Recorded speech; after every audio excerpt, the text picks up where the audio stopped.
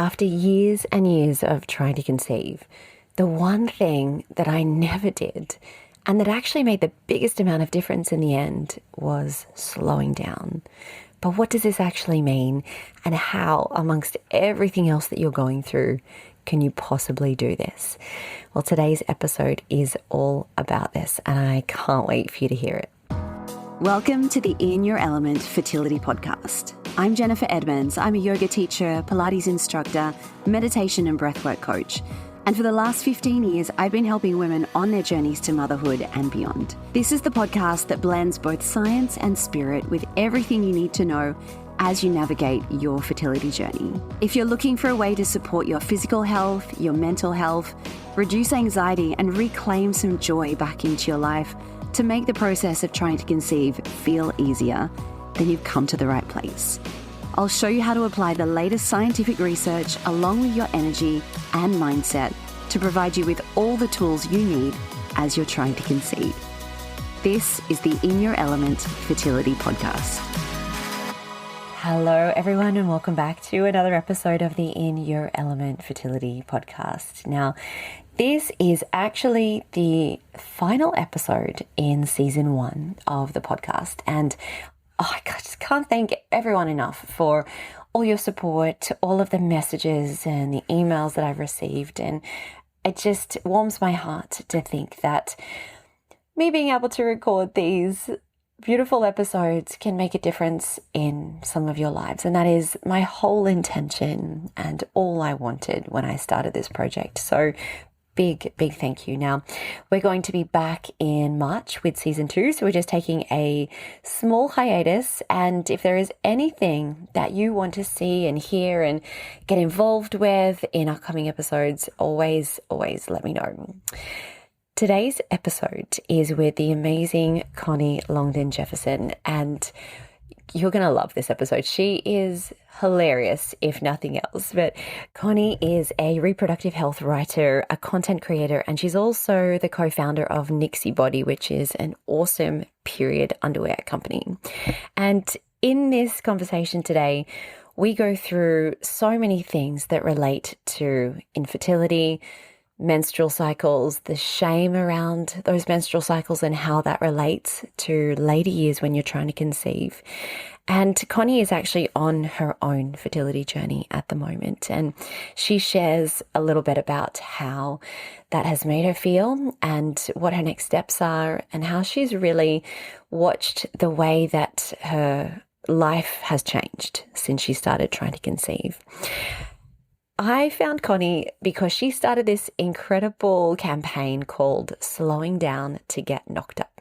And it was all about taking stock of her life and everything that was going on and realizing that she was getting into this crazy spiral of doing all the things and creating more problems as a result. Her menstrual cycle went out of whack. She was struggling with anxiety, was impacting her relationship. So this idea of slowing down was about reclaiming her life back again. And she hopes that it will lead her to starting her family. So I hope you enjoy this episode as much as I enjoyed talking to Coni. Coni, welcome to the podcast. I'm so thrilled to have you here. Thank you for making time and for coming on the show. How are you doing today? I'm good. I am all the better for chatting to you. Thank you so much for inviting me on. It's one of those weird things, isn't it? Like when you follow people on Instagram and you see their content and you're like, they're so funny, they're so great. And then you get to chat in real life and it's so exciting. And then they're even better than they seem on Instagram, which is the most lovely thing. But yeah, I'm good. It's I don't know when this episode will come out, but it's like we're just in this new year, start of Jan time. And as cliche as it is, I do feel like a bit of a reset. I feel really positive. I feel, just pretty good at the minute. So good to hear that. And you know what, it is cliched, but it's also kind of nice to have an excuse to have a reset and to start over and to take stock of what you don't want and what you do. And it's nice. Yeah. Yeah. Well, before we start just chatting about all of the things as we were before I hit record, can you tell us, for those who aren't so familiar with you, can you tell us about yourself and what you do? Of course. So I feel like I wear a few different hats, but they're all in the fertility, reproductive health, menstrual health space. I often say to people, I just talk about bodily fluids a lot, which is true. So one of my hats is that I'm a freelance writer, content creator, event host, marketing consultant, lots of different things, but all my clients are in this space. So for the last 7 years, I've worked with brands like LV, the breast pump brand. I work with Parlour and Holland and Barrett on fertility stuff. I've worked with male fertility tests. So all these different brands, small and large. And I help them and I consult with them and all that sort of thing. So that's like one side of it. Then I am the co-founder of a period or leak-free underwear brand, Nixi Body, which I'm sure we'll talk about a little bit more. I've been with them since 2019, and it's just my biggest joy and just a brand that I loved so much that I was like, can I be like a co-founder of this brand? They were a client of mine. And then I was like, I love this so much. So that's an incredible part of my business that I love. And then my third and most recent hat, I guess, is I'm a woman trying to get pregnant and talking about it on the internet to like anyone that will listen, basically. And now your podcast community. We just don't have enough women talking about these things. So the more the merrier, honestly. It's so funny you say that because I think because I've worked in this space for so long, my social media feed, as an example, has always been really fertility focused just through work.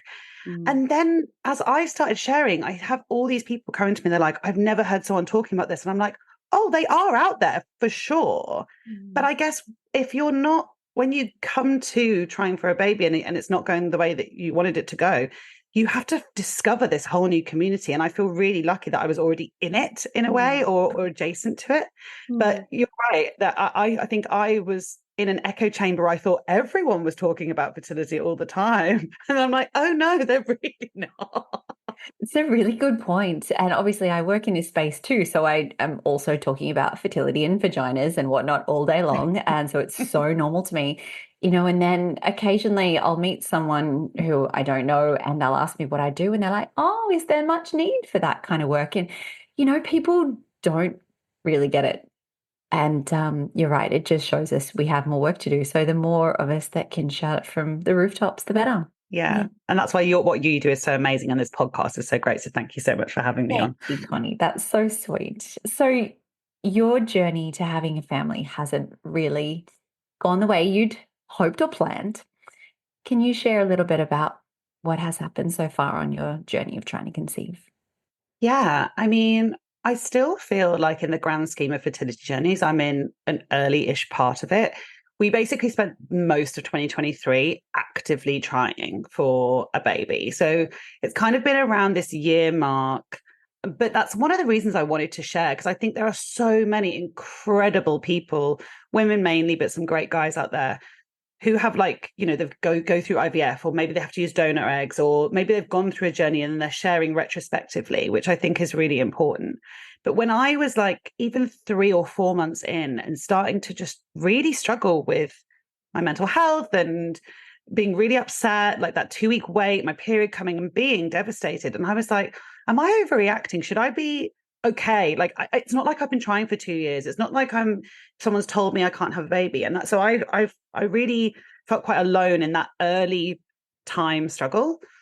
And then I realized, well, a lot of people aren't talking about trying for a baby until it's been a really long time, because people, women especially, don't want to tell their employers that they're trying for a baby. They don't want their parents to know and maybe start pressuring them. They want to keep it really private in their relationship, maybe until they're at the point where they're like, hang on, this has really been going on a long time and I really need support. So I kind of thought with my work, I'm in quite a unique position that I already talk about these topics. So like, why wouldn't I just say, by the way, I'm in this?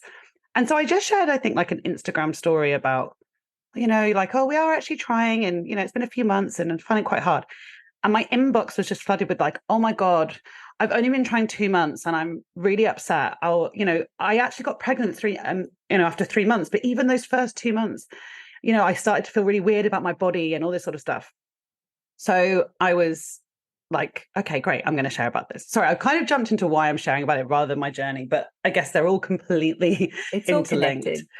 Totally. But in terms of, I am slightly vague on like exactly what's going on, because like my husband and me, and we're just trying to navigate everything. But ultimately, we are in this sort of, I call it like a whack-a-mole situation of fertility, where we're in this real investigative time where it's like, okay, like maybe it's this, maybe it's that. And then we think it's this, like we're like, okay, maybe it's his sperm health. Great, we've improved that. Oh, wait, now my cycle's gone out and we're missing my ovulation. Okay, what's going on there? Oh, okay, now I'm ovulating regularly, but my luteal phase is really short. So that's not great. So maybe it's that. So we're kind of trying to figure out why this isn't happening. The stats are all there. Within a year, it's not uncommon for people to struggle. It's not uncommon to not get pregnant in that first year. But I think because of my work, I'm also like, I'm not going to sit here for a year thinking, oh, well, like maybe it's fine. And then start this investigative process, because it's a long process. I think people think you're like, try naturally for a year. Oh, this isn't happening. Go to my doctor now, because that's what they tell you to do. Oh, and then they'll just say, oh, it's this. And then we'll get pregnant a few months later. And it's like, it can be such a long journey, even wait lists and referral times and all this kind of thing. So I guess I'm lucky that I do have access to this information, and I have experts that are friends. I have clients that do at-home testing. So I've really made the most of that to get proactive about trying to figure out, okay, what is causing this, or what could be contributing factors. So we're really in the midst of this, trying to figure it out. So the good news is that no tests have said you can't have children naturally. So we're looking at suboptimal stuff rather than, okay, this road is closed to you, you have to go down this road. So this year will be really interesting. Like, it might be that we get pregnant naturally. It might be that we end up going down an assisted fertility route. We're definitely in the process of talking to doctors and clinics about that. So we'll see. It's kind of like it's all to play for this year. And it will be really interesting to see where we end up, how we build our family, because there are so many different ways to build beautiful families, and one way is not better than the other. But yeah, we're still just trying to put our little investigative hats on and figure out exactly what's going on. Thank you so much for sharing what you are going through and what you've been through. And I always come back to this, this idea that we're taught, especially as teenagers, that as soon as you have sex, you'll get pregnant. And of course, we grow up thinking this. I thought this. Everyone I know thought this. And when it doesn't happen, it is devastating, because you're told basically, it's the easiest thing in the world. And also one of the reasons that you're on this earth, and you're a woman. So there's all of the pressures that come with that. So can we talk a little bit about this idea of shame around infertility? And I think that it starts in puberty. And you talk a lot about the shame that comes from our period and learning about our menstrual cycles and pushing that away and hiding it. And I love how openly you speak about all these things. So can you explain why there is still shame around having your period in 2024? 100%. I mean, you're so right. I think that there is no surprise that all life stages for women are drenched in shame. It's like starting our period, that's embarrassing.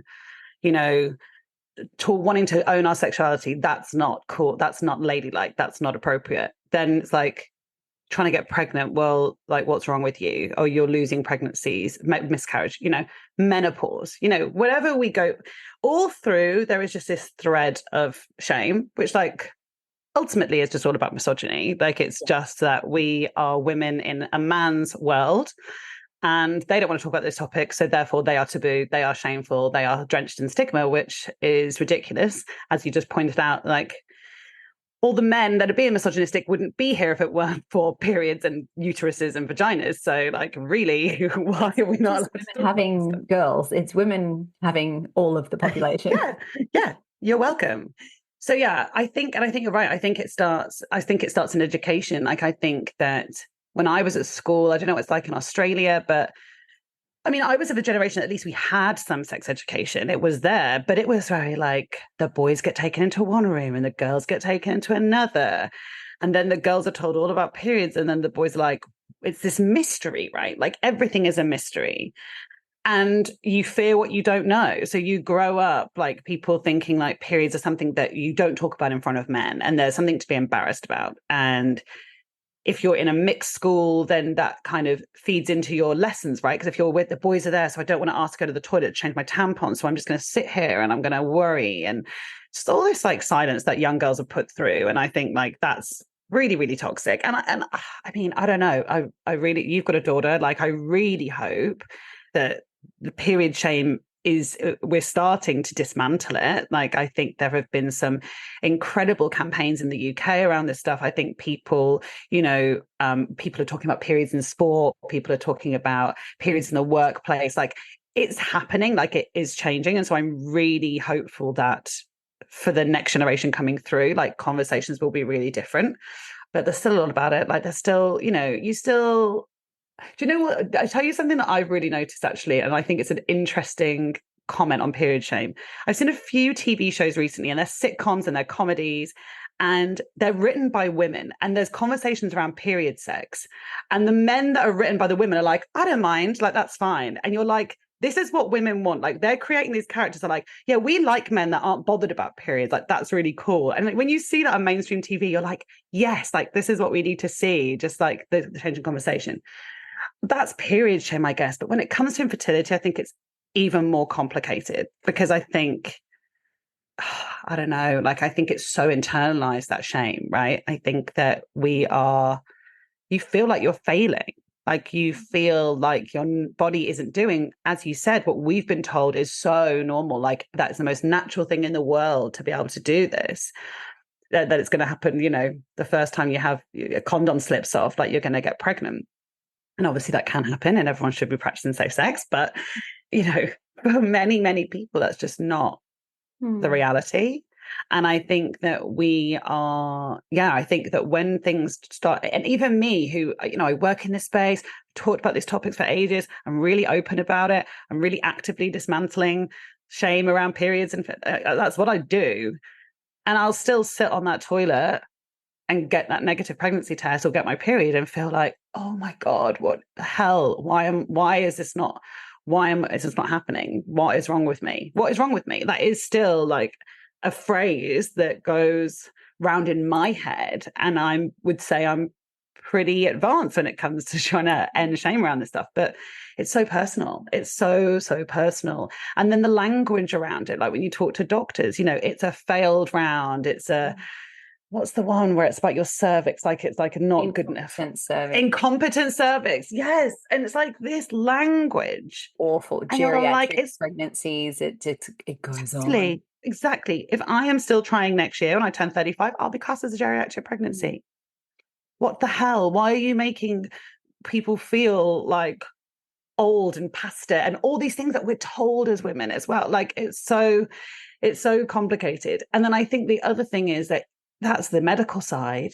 But then I just feel like people don't know how to talk about this stuff. Like, even my friends, sometimes you see, like, they want to ask, they want to be there for you, but they're like, how do we talk about this topic? We're not taught how to support our friends. We're not taught how to have these conversations. And so it just becomes an elephant in the room that you're in, like, and which is why so many people don't tell people. I met someone last night and she was like, oh my God, I'm trying for a baby too. She's like, I've told no one. She's like, I've been trying for a year. She's like, I haven't told my mum. I haven't told my friends. And I'm like, oh my God, I obviously respect that's what her journey and what she needs to do. But I'm like, that must be so lonely. I mean, I don't know how you, like, if because you're in this space when you were going through it, like, you did open up to people, or did you not at all feel quite isolated? No. Wow. The majority of my work when I started trying to conceive was in pre and postnatal work, and that was surrounded by, which is hard. So hard, just being surrounded by these beautiful pregnant bellies and these new mums every day. And all of the shame. I worked in the health industry. I was the healthy one. What was wrong with me? I didn't even tell my mum when we started IVF. Like, that's just wild to me now. Why? And, and I'm so close with my mum. It doesn't make any sense. And then you realize when you start talking about this with other women, it's so common. And we all go into this shame spiral. And what you said before about what's wrong with me and what's wrong with my body, it's an endless loop of negative thoughts, and it's so hard. It's really hard. And I think it's hard to compartmentalize the negative self-talk with the, like I said at the start, this investigations, right? Because in some ways I am trying to find out what's wrong with me. And that language is negative, but it's like, I'm not trying to ignore that there's an issue. Like, I'm not trying to be like, I'm great, I love myself and everything's amazing. It's like, no, okay, there is an issue. Let's find this out. But how can I separate that from my sense of self? Like, yes. And I think when we talk about infertility, I think fertility, and this is why I work in this space, I think it's like one of the only areas of health, maybe weight as well, that we attach a value to ourselves, and it becomes, I mean, maybe I'm you know what I'm saying here, like if you break your arm, that doesn't change how you feel about yourself as a person. Like, it doesn't change your identity, it doesn't change your sense of value. You're like, oh, I've broken my arm, that's shit. Exactly. Whereas when it's, oh, my period is late, my hormones are all over the place, my sperm isn't healthy, it's like this whole identity of yourself is affected. And I think that's where the shame comes from. And I actually don't know the answer of like how we separate those two, but it's certainly what I'm trying to do for myself. Like, I can separate my medical issues that I need to investigate and need to address to my sense of self. Like, that's what I'm trying to do through this process, because I think otherwise you just, like you said, shame spiral, and it's just awful.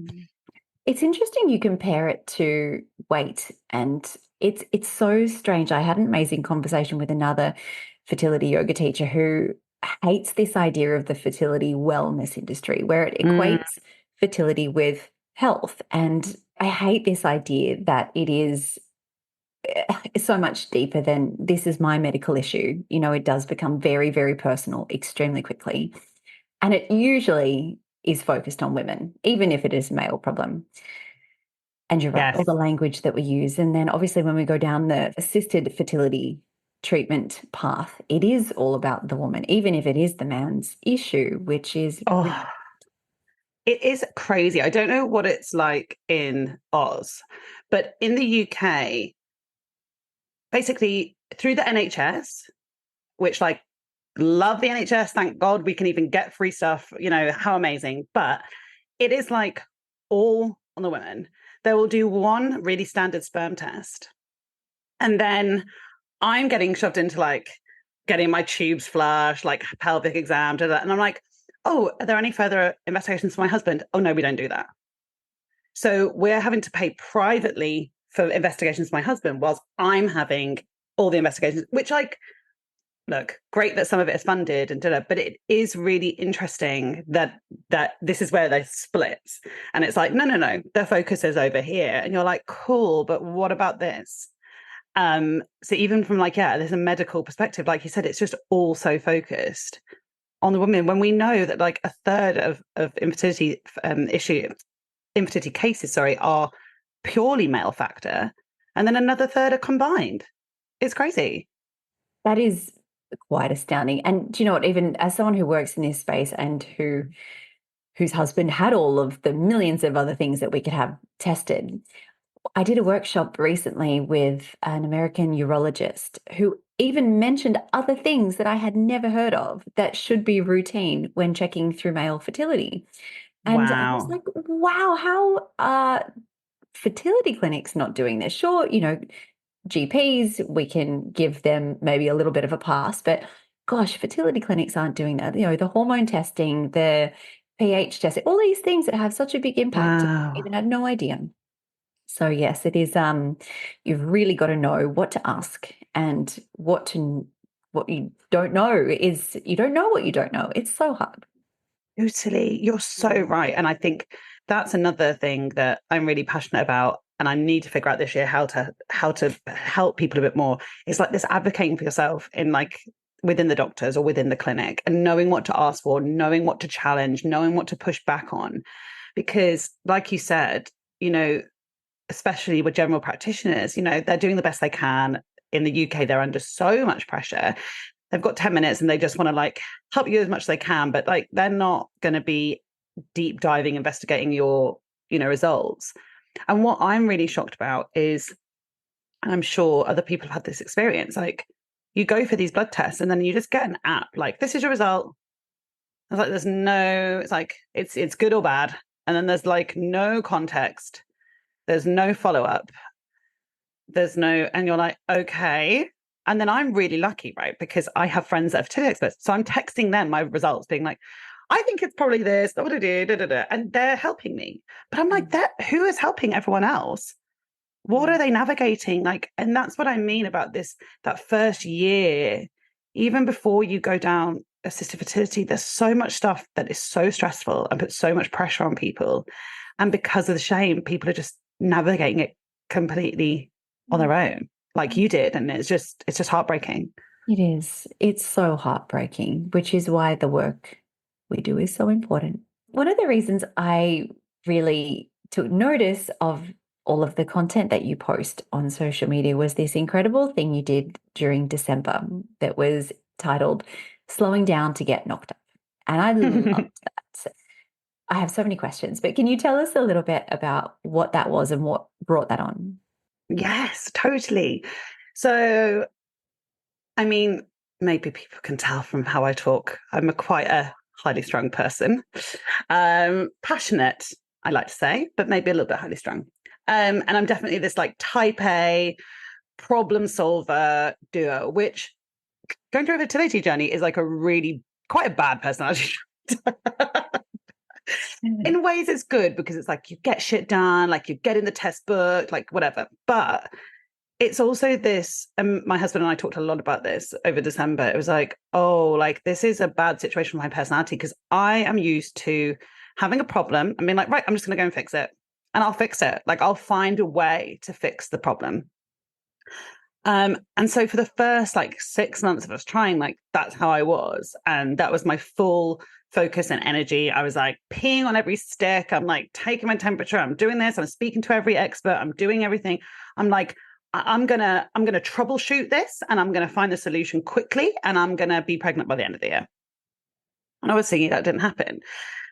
And everyone, you know, this the whole thing, and I'm sure you'll agree, like you just need to relax and it will happen. Like that's what people say to you.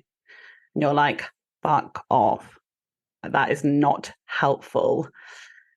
But then you start to think it's not helpful, but in a way it kind of is important to relax. So it's this like real like juxtaposition because what people actually mean when they say you need to just relax and it'll happen is you need to stop thinking about it. That's what people are actually like. They're sort of saying you need to just like go have fun, not worry about it. And it's like, well, that's impossible for me to do. But I also recognize that the stress of this process is not good for my mental health. It's not good for my relationship, and it's not good for my menstrual cycle. So I'm like, okay, I do need to relax, but not in the way that these people that I roll my eyes at are saying. It's like I need to proactively relax. Like I need to find ways that I can really actually not stop thinking about getting pregnant, but I can find some peace, find some joy again.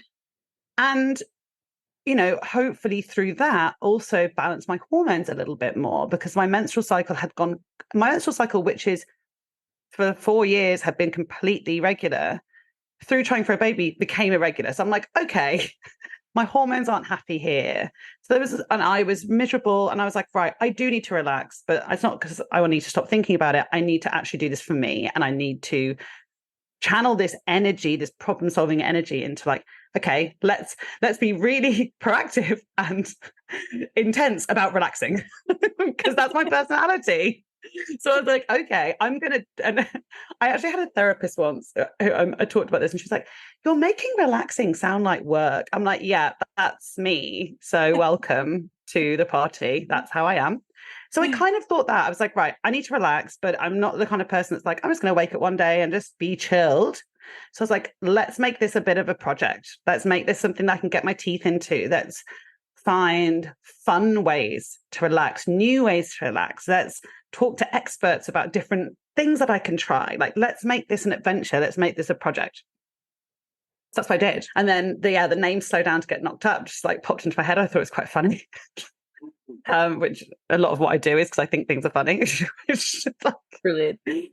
and yeah, so I started sharing videos, and it's actually still ongoing. It's on on a bit of a Christmas hiatus, but I think when I started in November, I was like, I'm going to do one post a day, and I was like, do you know what's not relaxing? Is having to create quite well produced content every single day. I was like, that's insane. Why have I done that to myself?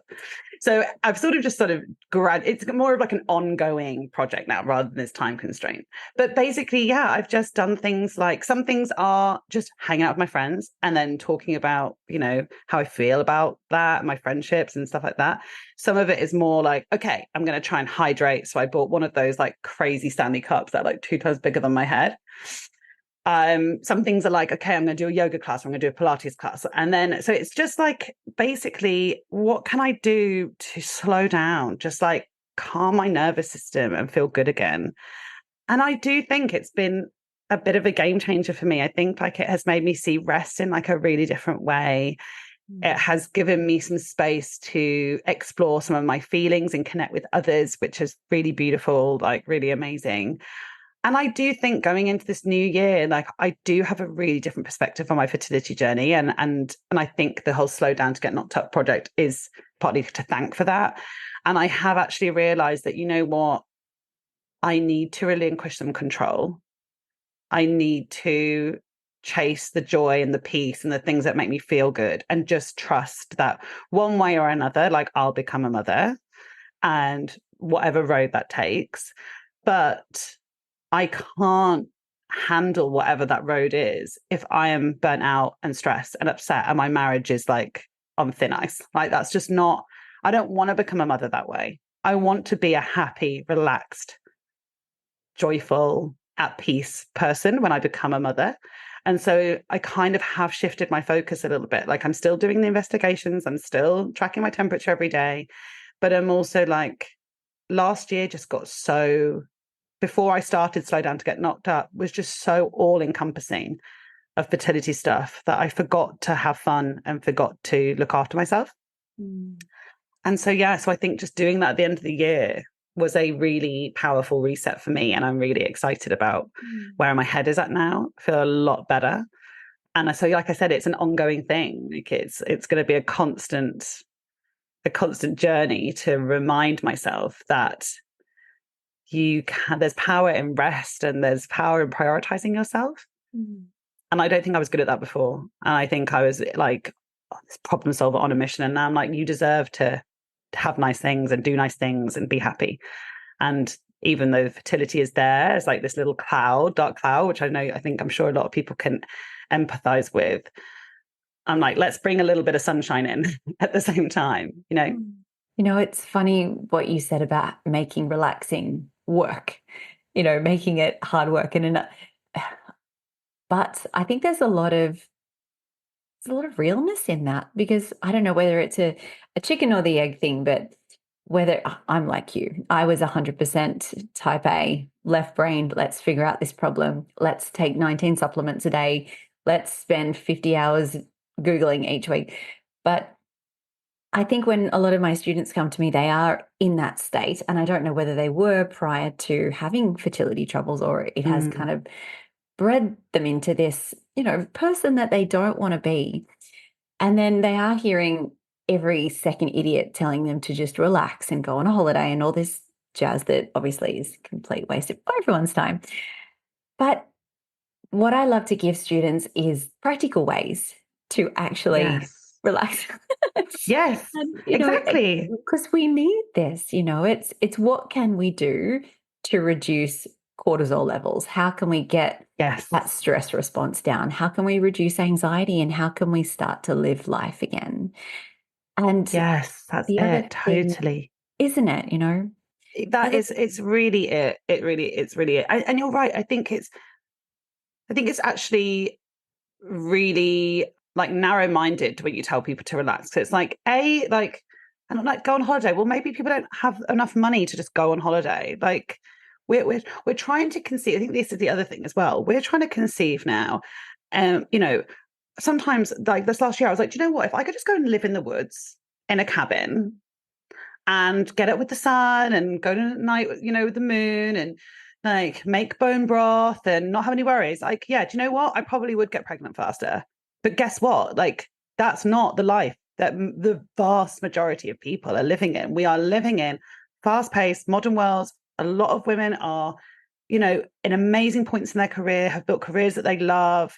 You know, we're juggling a lot of stuff. So it's like, don't tell me to relax and just expect me to be immediately be able to. It's like there is a lot going on for women right now, and we need people like you, like I said, that are like, okay, here's actually some practical advice on how to. It's a choice to relax. You know, it's for many, for some people, maybe it's not. It should, maybe it's a state of being, and it should be a state of being, and blah blah blah. But for most people I know, they need to be like, I am going to take some time to relax this morning.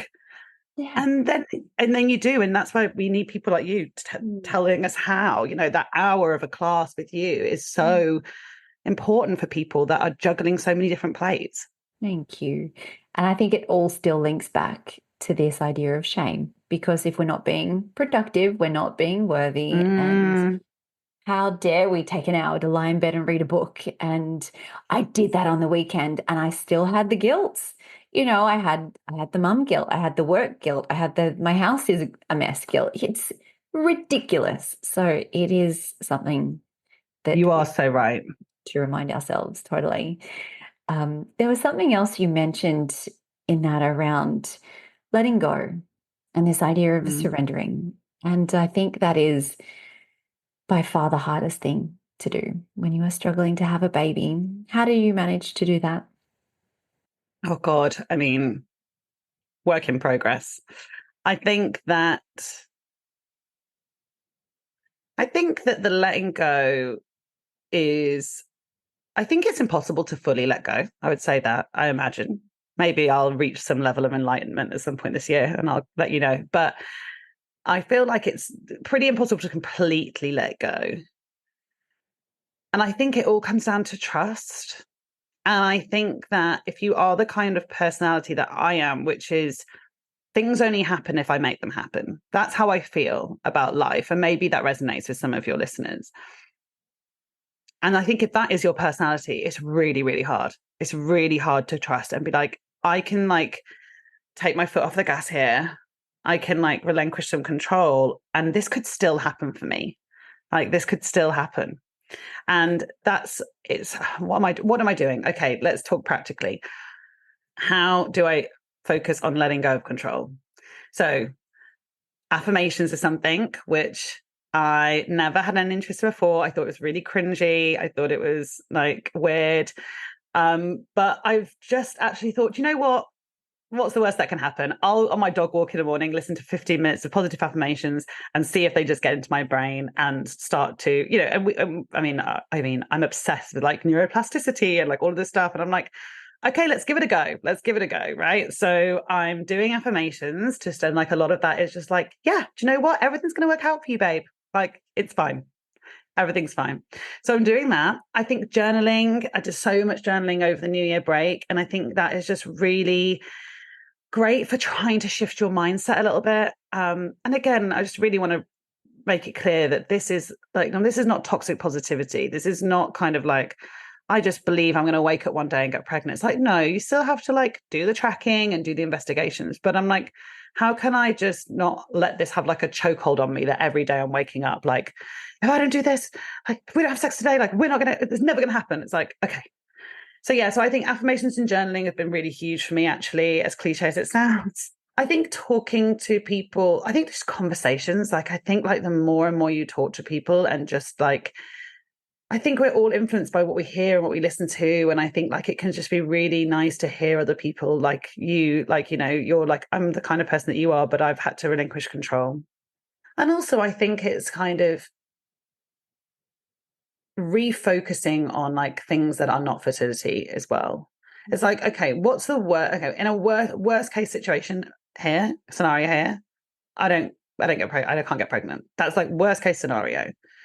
But what am I left with? I've got an amazing husband. I've got amazing friends. I've got this. I love my life. I love this stuff. Okay, so like, let's not burn all that to the ground in pursuit of this one thing.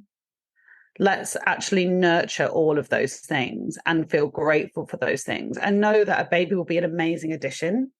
And also I think that even if, if the worst case scenario was we couldn't get pregnant, then we would adopt. Like, we're going to be parents in some way, shape, or form. But again, like, my marriage is really important to me. My mental health is really important to me, my friendships. And I don't want to get rid of all that, like, or punish all that or burn it all to the ground, like I said. So yeah, I think I'm just in like this real, it's like a refocus. It's like I've just had fertility on my mind the whole time, and it's always going to be there. But it's now I'm like, can I look at a wider picture, and can fertility be part of my focus this year rather than the sole focus? And I think it is working.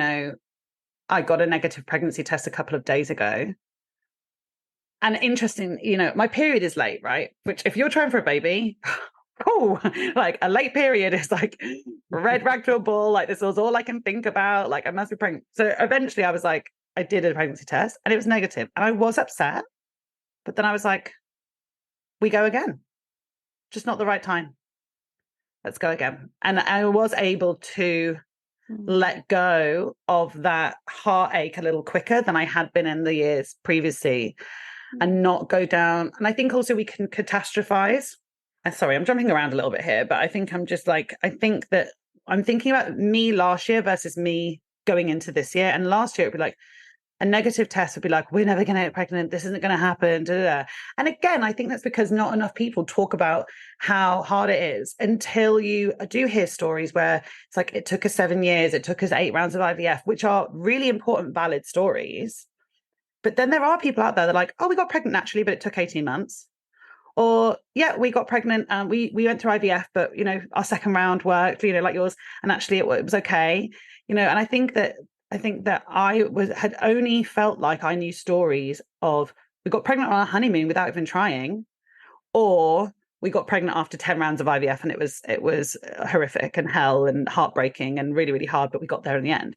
So when you're in this middle bit, it's really easy to catastrophize. You're like, well, I'm not this person, so I'm going to be this person. And Helen, who we talked about earlier, she's really good at talking about this, about like, someone else's story is not your story. And I think it's really easy to catastrophize and go down a spiral, a shame spiral, a panic spiral, or whatever. And it's like, do you know what? It's just 1 more month. It's hard, but like, you can do this. Like, you can go on to the next month, and maybe next month it will be that. But let's try and look after our mental health in the process. Thank you for sharing all of that. I think it's incredible that you have gotten to that place. And I'm not going to say in a short time, because it isn't a short time, but I didn't get there in a year. The only reason I got there was because COVID made me. I didn't have any other option. It's like, well, here's a big fat global pandemic to slow you right down.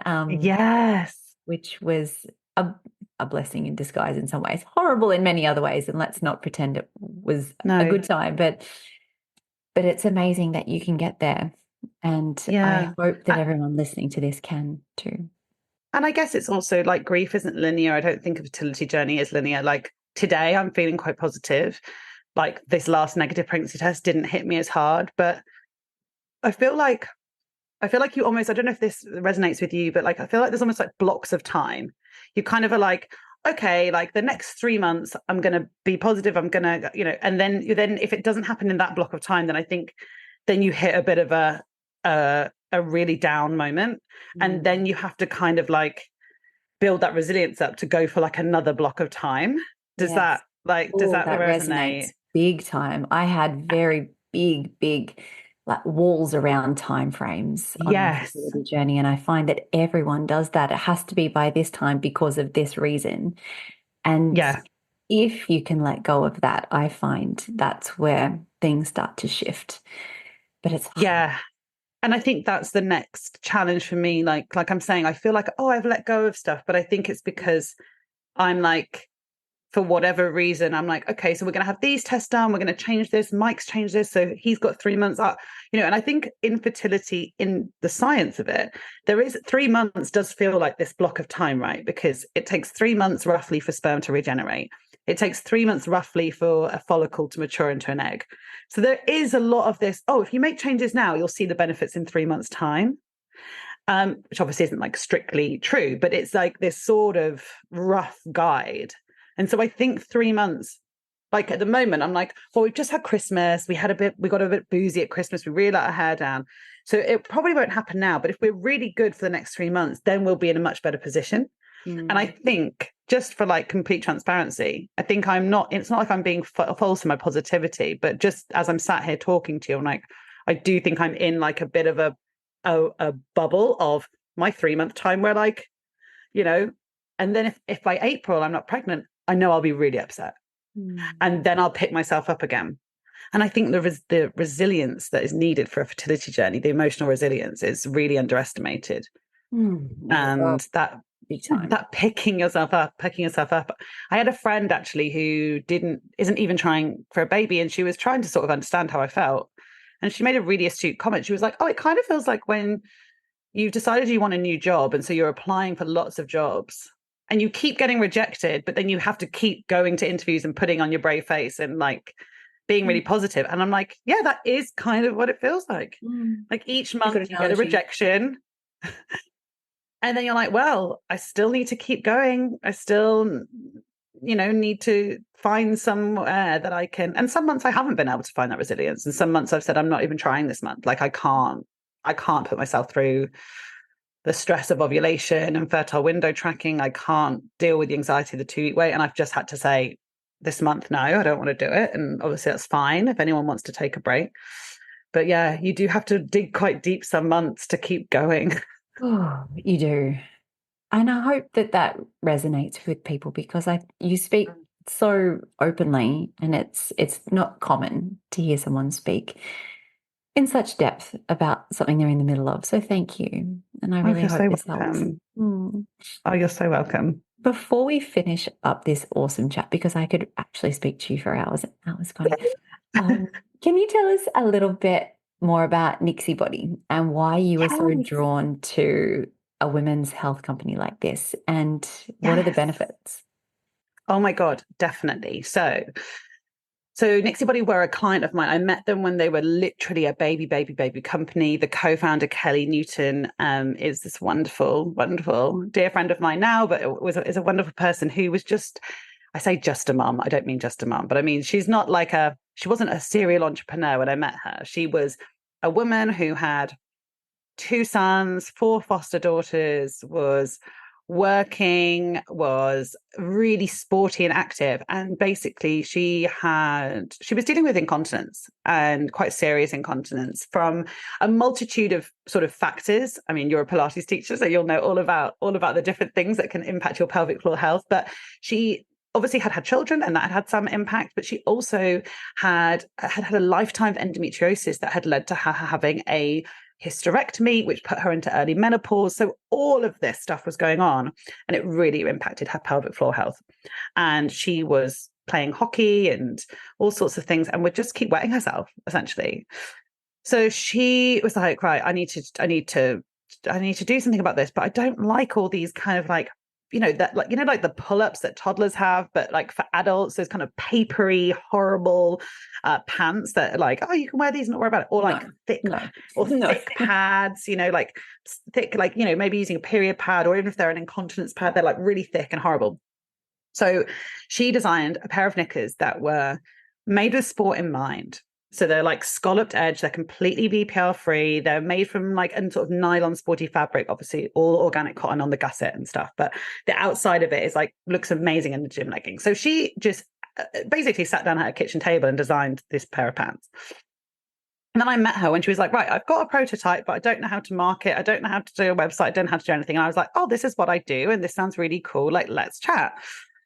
And then we started working together. And then, long story short, within a few months, I was like, I love this business. I love you. I love this product. And you're talking so much about the sort of bladder leak side of it. I was like, but I love talking about periods. And these are amazing for my period. And her daughters were using them for their periods and stuff. And so that's where I came on board. But essentially, what I'm really passionate about talking about is, yes, love that they're BPL free, love that they feel amazing, love that you feel nice in them. They make you feel sexy. Like you can be, wearing them in bed and you're not like, oh, I've got my, your period's coming and you put your worst knickers on because you're like, in case I leak or whatever. Whereas these make you feel gorgeous and are also going to protect you from leaks.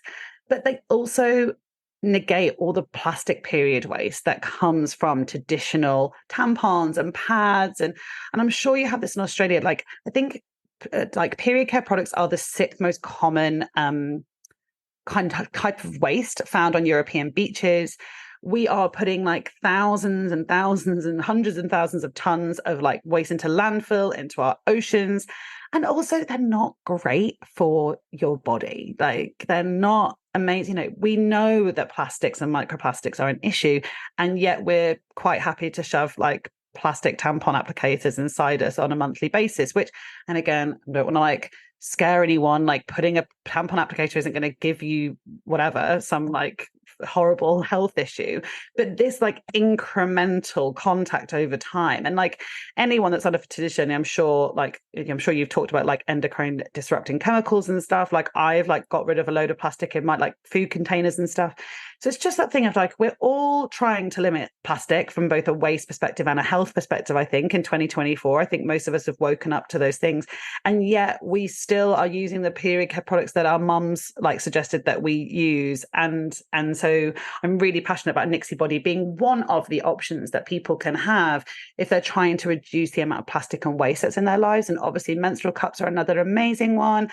There's also some great like organic tampon and pad brands out there now. So period knickers aren't for everyone, but if they are for you, then like Nixi Body are, I think, some of the best. And actually there's obviously some really big brands in Australia that do period knickers, and we have people write to us all the time like, these are actually better than insert big brand here, and I've replaced all of my other ones with these. And so it's so lovely to get that feedback. And yeah, we're a small-ish business, but we're growing really rapidly. We've just got into Boots, which is a big high street store in the UK. Yeah. So yeah, 2023 was a really exciting time for us. And this is what I mean, just coming back to the fertility stuff. It's like when I did my end of year journaling, it's so powerful to go, I thought I was failing at everything this year, you know, like all I could think about was you didn't get pregnant. And then when you actually take a step back and do some journaling or do something and go, oh my God, I'm so much more than my fertility journey. And actually I've achieved so much and have had so much joy in my life this year, and it kind of gets lost. Mm-hmm. And Nixi Body is just a really good example of that. It's something I love so much and I'm so proud of. And I feel very lucky to do a job that I love, because I think when you're going through a fertility journey, it's really nice to be able to find joy in other areas of your life, and work is something that I'm really lucky. I've built a business that I'm really happy and passionate about. Thank you for and brings me to people like you, which I love. Oh, I love that so much. And the thing you said about taking a step back and actually realizing what you've achieved over the last year, I give all my students a little assignment to do each week when we're working together. And the first assignment of the year was exactly that, to put aside your fertility journey and write down everything that you achieved in I love that. And, you know, when you put it on paper, it's just, you realize there is so much more. So I'm so excited for you, and big congratulations. Oh, thank you so much, Jen. I could chat to you as well for ages. I love it. We'll have to book in around too. Coni, thank you so much for being here and just sharing your experiences and, you know, your beautiful sense of humor. I really appreciate it. Oh, you're so welcome. And thank you so much for all you do. And I will see you on the mat. I'm going to come and do a class with you in the next couple of weeks. Can't wait. Thanks so much, Jen. Thank you so much for tuning into today's episode. If you loved what you heard, be sure to share it with me by leaving a review so I can keep all this information coming your way. If you aren't already following me on social media, check the links below in the show notes to join me for more daily tips to support your fertility journey. And don't forget to visit my website to learn more about how the beautiful practices of yoga, meditation, and breathwork can support you as you're trying to conceive. Until next time, sending you all my love.